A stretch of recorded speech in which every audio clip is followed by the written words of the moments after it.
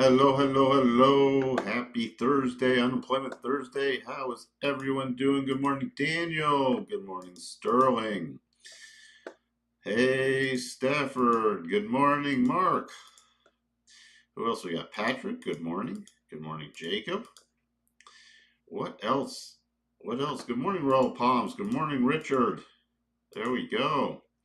All right, we had some earnings. Sterling putting them in there. Why'd you say X obviously did a bot purge last night? More information, please. I didn't realize that. I was very interested. And by the way, is the stream still working on X? Is the live stream still working? So, what else? Let's just get straight through it where we're getting for more people coming. Good. Hey, Charles, how you doing? Could we check AAL as long as you remind me? We had the trade balance come out. Let's just take a look at the numbers. Yes, please hit the like for Mike. Let's see. We had the imports, exports, balance of trade, challenger job costs. More importantly, we had initial jobless claims bumping up a little bit, coming in higher than expected. Can't remember the last time we had a print above 220K. Have to look that one up, but definitely a bump up, but continuing a big drop and continuing. Remember, it's been climbing well above 1900 and dropping down to 1871. So pretty big drop there.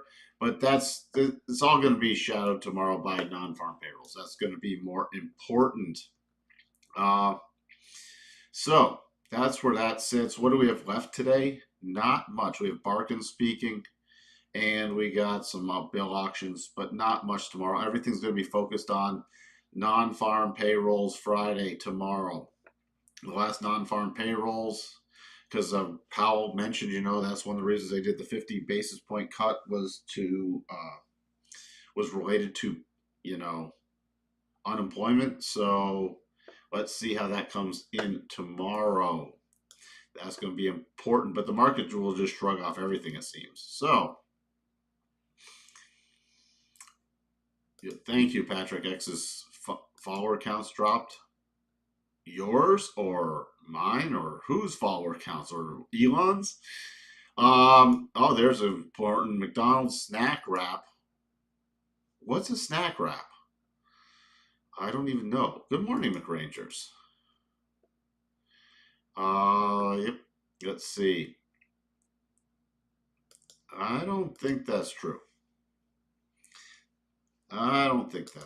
It's going to be interesting. Heinrich, good morning. How are you? There we go. Good morning. There we go. All right. What else do we have today? We have the heat map coming in. Let's just do a quick refresh here. Pretty mixed thing. Pretty mixed today. Applied materials down. Wow, 2.46. But nothing really overall moving. Delta Airlines up 2.86. Overall in the groups, though, most things are positive except for a little pullback in healthcare and basic materials, defensive, energy, financial. So it looks like we might be taking a slight break going into the open, at least from the tech side. 74% still for a rate cut in December. Fear and greed still barely hanging on to greed mode, even though the market keeps climbing. And a market momentum, extreme greed, but stock price strength and the breadth are not doing well. This rally is not deep. Okay, it's not deep. So that's what's really interesting there. Schiller PE 38.87. We're going to top 39. Can I have a 39, please? Sterling put in some earnings. Let me get back to those. Hey, good morning, Coco. I haven't been bearish equities. I'm bearish long-term equities from a valuation standpoint, but I have been bullish equities for quite some time now. If you even listen to Futures Edge, any topping signs have not been triggered, and there is no major top pattern. There's some wedges going on, But that is about it. Where else do we have? Well, you put in the earnings here. I'm trying to find them. Uh, Kroger was a beat miss. TD Bank was a miss beat. A little mixed. What else do we have? Where was Dollar General? Yep, it was a miss beat. So thank you for putting in those. Dollar General trying to bounce a little off that. Nothing really market moving from earnings. After the close, we do have Lululemon from the higher end consumer. We'll have to see if that's still holding up. We got DocuSign. But as we're really winding down earnings, there's not much to talk about there. What do you said here? Let's see. I'm trying to get through things. Kobisi led the next 7 posts from the Kobisi. Most of the stock, yes, they have been occurring in overnights. It has definitely been occurring in overnight. Completely agree. S&P 500 returned 26.9% year to date with 23.7 gains coming outside of trading hours. As I said, I think I talked about that even a couple years ago when before where the last big correction was one of the strategies, and it's obviously still holding up now, is to just buy the close, sell the open in the S&P, and you'll gain, and you won't have exposure during the trading session to much here. But that's what it is. That's been a strategy that's been implemented by many firms. Buy the close, sell the open. So, dollar index forming a daily head and shoulders. We could take a look at that also. Hey, Rich, how you doing? All right. S&P still just climbing back into overbought territory. Key support levels I'm watching about 60, 65 to 60, 70 on any pullback, and then 60, 50. Those would just be normal support zones. Unless we start breaking below 60, 50, not much issue there to the upside. Next key target is 6121. 6121 is the next key target, but remember we're going into non-farm payrolls and we are a wedge within a wedge. A wedge within the wedge. And how's the volume doing? How is the volume doing? So yesterday a slight pickup, but still nowhere near. This is just trying to climb, but on weaker volume overall. So pay attention to that. And the breadth is not good. So can the market keep going? Yeah, but and I'm not talking Coco about a market crash or anything else, but when you get rally on lower volume, we can get multi-day pullbacks rather quickly.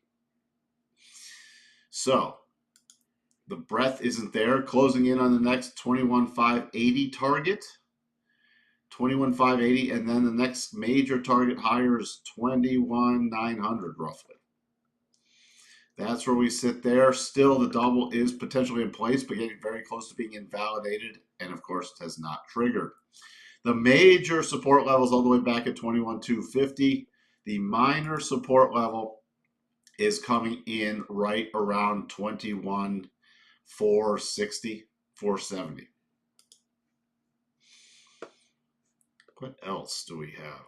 But again, it's going to just depend on non-farm payrolls and the reaction tomorrow with that and the market's reaction. Other than that, there's not a lot of negative stuff out there. We already got through Powell's speech and beige book, market just shrugging off everything.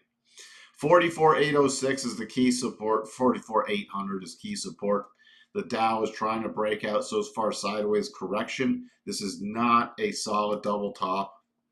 You can see here on the 4-hour, it's a many top, and it's too lopsided on the daily. But the key thing, if we did break below this low, this 44,680, there is a very good target area. There's a very good target area based off a gap fill at the bottom of the rotation zone. So you're looking at about 44,395, 44,400 would be my target area for that. Good morning, Martinez. Other than that, 45,334 And on the longer term, let's see, on the longer term, if it just keeps marching,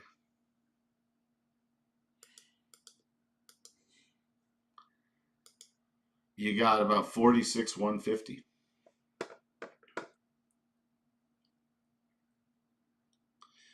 McRangers is still trying to digest the overnight return stat. Is a staggering number. Yes, it is.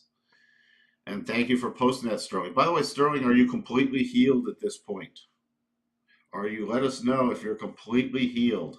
We need a Sterling health update to make sure you're fully on the road to recovery and you've fully recovered. And in case it does move up today in the Russell, keep an eye on yesterday's high. A close above that, a follow through close above that is a percent B buy and also a rotation zone buy. So keep an eye on that, and that's for today with cycles getting to the bottom. Good morning, dark screen. VIX 1350, no fear there. DAX just keeps climbing, approaching the next 20,430 target area. But look at this. The DAX has been on a massively overbought at cycles tops. So if you're long the DAX, I definitely know, especially in the short term, where your stops are. Again, there is no amazing pattern yet, but the DAX is constantly there's a mad rush to buy the open, then it goes into consolidation mode. The notes, just pausing here. So it's better to yield, watching to see if this bottom holds. If this does not hold, and this is going to be key with the numbers tomorrow, then we could make a quick trip to about 4.05 rather quickly. Okay, so watch for that. We ran up into the rotation zone and rotated back down. Now, this did set up a nice perspective. We have daily cycles climbing, but this could not get any traction yesterday. We tried to break above that 4.25 area and could not sustain it. But now if we break above yesterday's highs, yields then would be a really solid target to continue to climb again. Dollar index. This is why I will not trade this as a head and shoulders top, and Bob can concur with that, because it won't even work with a flat neckline. These are too separated. Because here's the problem with trying to trade this as a head and shoulders top. Your neckline is downward sloping, which means, remember, you have to close below the neckline to trigger it. Well, look how far it's run by the time it's technically triggered. Okay, so these are very unreliable patterns. It's an excellent question, because you have to do the projection from where the neckline's broken. And so if I were to project it, it would be from the head to the neckline here, and then project it from where it's broken. But look how, and this can keep going depending on, this could just grind down and never actually trigger the pattern. So this, when we broke this little double, these two lows, that was a very key area from a percent B buy area. Now it's just coming back in to see about key support. But the dollar definitely looks in the short term like it's shifting. Now, also you have the rotation zone below here. So I'm now focused on a return to about 105. 105 is going to be very key for the reaction. Sterling, you back to 95%. I am glad you're not. We'll take 95%, Sterling. Was the penny stocks rally during Trump like 2020? I don't know. That was more the free money mania phase and people just getting in cheap penny stocks. People are now going into other things, and the penny stocks haven't really picked up, and there's a reason. Crude, not doing anything. Natty gas, not doing anything so far, triggering the pattern on just, not on the individual contact, only on the the continuous contract, but nothing new in there. Gold, nothing going on there. Silver, we do have a little mini double bottom triggered. So that has officially triggered. So going to be watching on any pullbacks, especially this key area right here, right around 31.40 on any pullbacks. Copper, after hitting the first target on the double, not much going on there. It's just not a lot of great setups right now from my perspective. Yen, nothing fantastic. After some yen strengthening, a little weakening yesterday, but it retested a very key level and held so far, 149.65. But now we have to see some movement back above this 150, 120 area to really see if it's going to get a weakening move on again. Euro, this is interesting right now, but I'm not going to really, between the dollar index and the euro, I'm going to be watching them tomorrow with the non-farm payroll release. That will really determine the next short-term direction for both. Bitcoin, above 100K, next key. So this is off the table, never triggered. That was a little trailing area. Coming in that 104.60. If it does continue now higher, again, trail mode on Bitcoin. But we're looking at that 106 area, the low 106s, and then 112.560 area. Those are the two next key targets. Spiders. Let me rejig this. There we go. We have, as put out before, we raised this up. We had 608.24. And we're trading roughly, what was the high yesterday?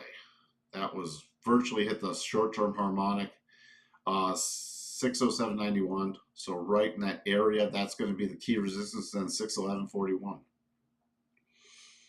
Major support coming in at 602.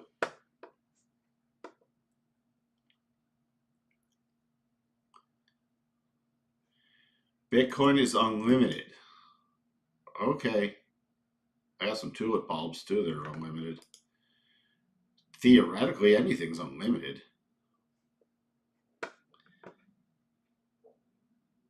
What else? How do wicks figure into double tops and double bottoms? Will they form the basis for them? I don't understand the question. Ethereum also. Ethereum checking off yesterday the 87.5 rule. So coming into a very high territory. If people want the key next, if this Ethereum breaks out to new highs, you're gonna have to clarify that question, Richard. If Ethereum breaks out, you got the minor level at 4250 and the major at 4400. If it breaks, I shouldn't say new highs, I should say new recent highs. What else? What else? We had AAL, request for AAL. So, you know, gapping up. What's the news? What was the news today on?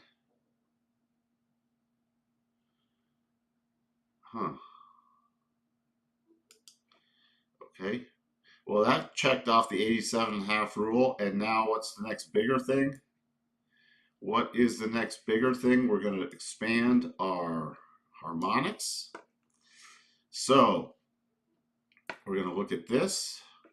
We're going to look at the forward harmonics.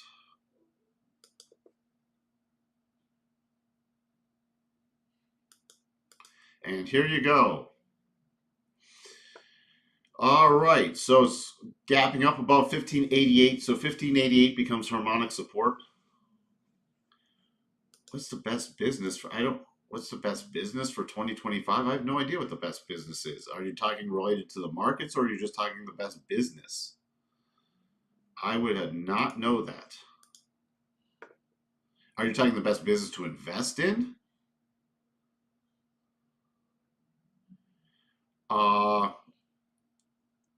We're looking at 1588. Then you have the major cluster at the 75% harmonic and the projection harmonic right about 1660. So that would be the next key target higher if you are long. That is really about it because you did have a potential double. That's obviously with the gap up off the table. So your key support, besides using that 1588, and you actually have this key support shelf right here that perform another major resistance. So in the short term, if this start dropping back below 1570 roughly, I'd start watching back for a short-term backfill. Other than that, if that was your next target higher is that 1660. I would not be able to comment on that, dark screen. I don't know the best business to start in 2025. So if I was going to tell you something, it would just be me making it up, and that's not what I'm going to do. I do not know. You might want to ask a small business expert that tracks the trends in that. What else do we have?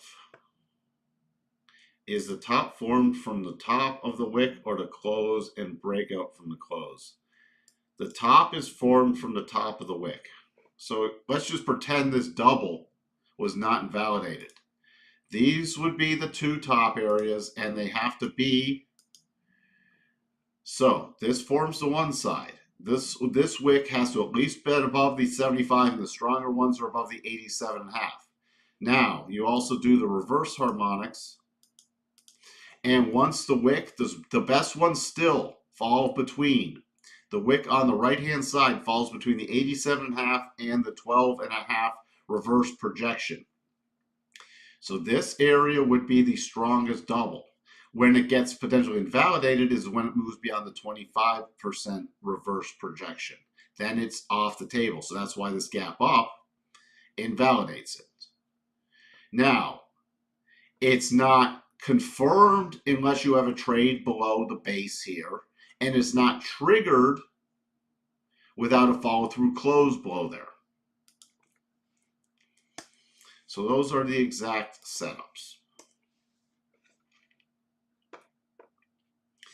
I'm really getting worried about the markets. My dent man and my paint guy are talking about Tesla and Bitcoin. Watch out. Yeah, I'm getting worried about the markets too, but until we get a topping pattern triggered, remember your magnet price on Tesla is still 375. Everybody's going all in again. It's turning into the gambling. And the short-term options, I mean, the retail folks I'm talking to, oh yeah, you buy these calls, you just put it all in, you juice them up all day, you ride the gamma wave, it's free money. Okay, once you're getting to that, it's getting to the mania phase. Does it have to stop yet? No. But that's why I'm on alert watching for patterns. We don't have anything yet, but you have, oh, you YOLO the calls. It's absurd again. The Fed isn't restrictive enough. So, other than that, not much to talk about. Again, it's just climbing higher, very overbought again. Very, very overbought again in the short term on lower volume. But would I short this market? No. There's no short setup just yet besides this wedge within a wedge pattern.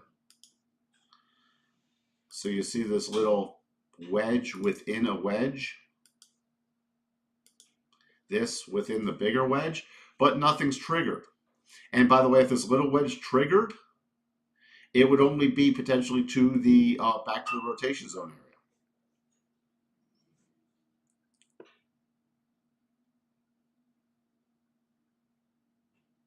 Can you check gold on a daily chart? I thought it went. It's not done much since I've been going through it. This is not really a solid wedge pattern. It's more a triangle pattern, and within that you have a horizontal correction. So the breakout level would be about, and watch gold tomorrow morning. Okay, that's when we'll probably get some movement on it. The breakout would be above about 2682. The breakdown would be about below 2655. And then it has to follow through and break the triangle. The major breakdown area is back below 2618. The major breakout area to the upside is above 2717. So if we break, for example, above 2680, the key area I choose for the target is this 2720 area, 2715, 2720, at least for a stop raise, because then it has to follow through and carry beyond that. Opposite for the breakdown.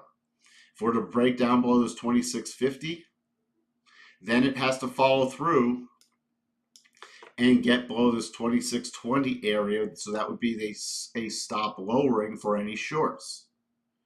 Other than that, within this pattern, personally, I would not recommend trying to trade this little range. Wait for the move.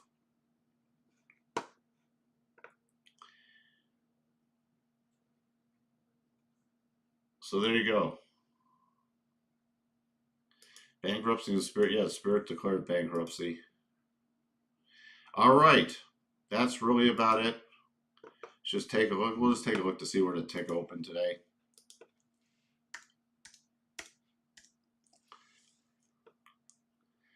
Flat opening. Very flat opening. So your support, your key support coming into the open is back at about 1697, 1698. And the major resistance is yesterday's high, 6102. And then above that, oops, wrong. The next key area is not till 6121. That's all I have for you today. So I hope everyone has a wonderful rest of your trading day. By the way, did anybody see what I put on X yesterday for Hasbro? It triggered. It's a little sloppy, but it's an inverse head and shoulders. Now it's very overbought, so I'd be looking for better reward to risk. But we could see a continuing run in Hasbro. The very key support levels back at the 66 to 66.50 area. All right, with that, I will wrap it up for now. Thank you for tuning in. I hope everyone has a wonderful trading day. Bye for now.